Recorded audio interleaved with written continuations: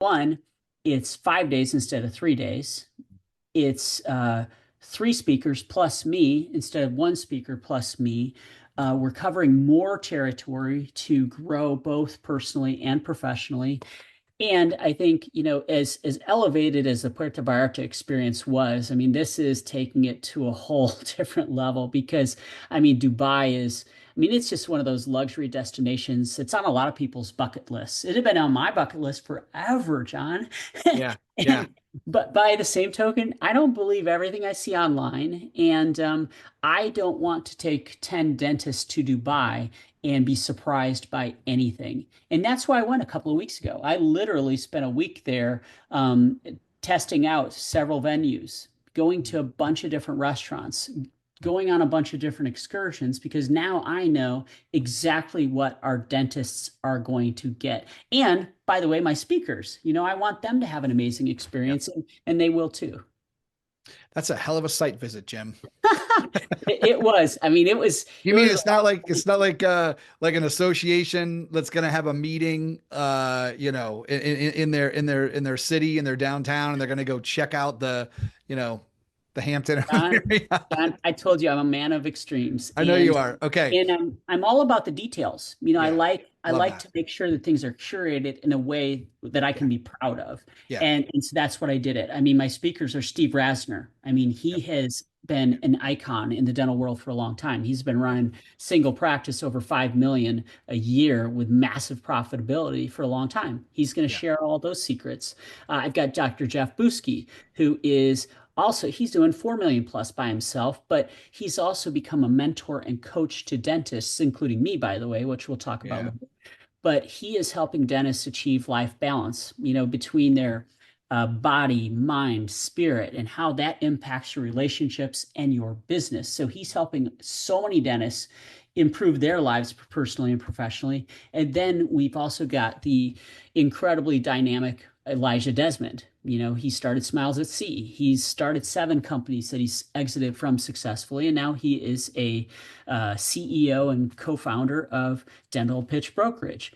And he's going to get into how to increase the value of your practice, how to increase EBITDA, and basically plan a transition that will not only get you the most money, but will also help you find the best partner. Whether you're ready for it today or 5 years, Right. 6 years down the road, it's always good to start planning early. So, I mean, I just think the value that we've created within that speaker line, plus me, um, I don't know. I don't think there are many opportunities to do that, especially in this kind of environment.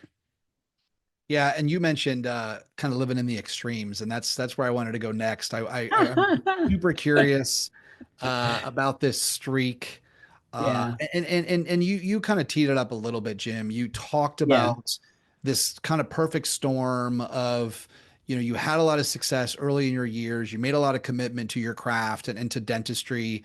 You had some success there. And then I think, as you know so well, Jim, a lot of people, based on where they are in their career, look at where other people are and they don't always yeah, recognize that like their page one is not the same as that person's page 80, right? So it can be very challenging to want to compare or feel like you're falling behind. But nonetheless, I think in your situation, you accomplished a lot. And then it sounds like you did have that moment of kind of finding that next stage of clarity. Uh, mm, and then about this streak. And so you made this decision to commit to not only just 2 days a week of working out or trying to do little things to get healthy, but like as you mentioned, to really kind of doing something. So my first question is, what was the moment? Was there a moment where this whole thing started that really kind of got you moving? Well, there definitely was, but there's also some background and context that I'll provide first, so you understand why the moment was so impactful for me. In high school, I was an all-American runner, and I ran Div 1 in college, blah blah blah, all that kind of stuff. Great. Well, then I got into my career and profession, and had 4 kids and was on the road like 25, 30 weekends a year, and so, I kind of got out of balance. I got unhealthy. I got put on a lot of weight, but I was still that guy in my head. And so in my 40s, my wife and I got into Ironman triathlon and again, extremes. And so we were Dude, we were literally training 20 to 22 hours a week for about 5 years. And it was a lot, but I got super fit, super healthy, super fast again, and it was awesome. But I also got super broken down, physically speaking. My body just wasn't holding up to that kind of tension on a consistent basis. And then, with that, with all the injuries I had, some of them fairly serious and somewhat debilitating. I raced through all of them, by the way, like an idiot. But um, I had a lot of success, but I finally had to just shut it down. Well, I shut it down. I started to gain a little weight, because I had been like consuming tons of calories, but I was burning them all off really Right. fast because of this crazy workout load. And over the years, I started and stopped. I mean, I know the answers. Like, I know how to get fit. My problem is my impatience and my level of intensity meant that I always went too hard, too long, too fast. And I ended up either burnt out pretty quickly or injured pretty quickly. And Mhm. so, carry all that into the pandemic. Well, the pandemic, like, I think it hurt a lot of us in a lot of ways. And for me, it was like pretty severe, pretty intense. I'm a social being, social creature, and it just shut that down for me for an extended period of time. I've got 4 kids who are amazing, and they're all at very formative stages. They're looking to graduate from high school, looking to start college. Well, all of that is happening with this backdrop of a 1 in 100 year global health crisis. And so, I'll be honest, I got depressed, like really depressed. And what happened from there, I mean, I put on about 50 pounds. I mean, 50 pounds, which is, I mean, that's like death, Yeah. begging for a premature death. And, between my physical transformation in the wrong direction and my mental sort of challenges, we had a big financial setback as a result of the pandemic. I was in a bad place. I mean, honestly, for about 4 years. I could put on a happy face and I could like, you know, bring that energy when I needed to, but inside, I was really dying.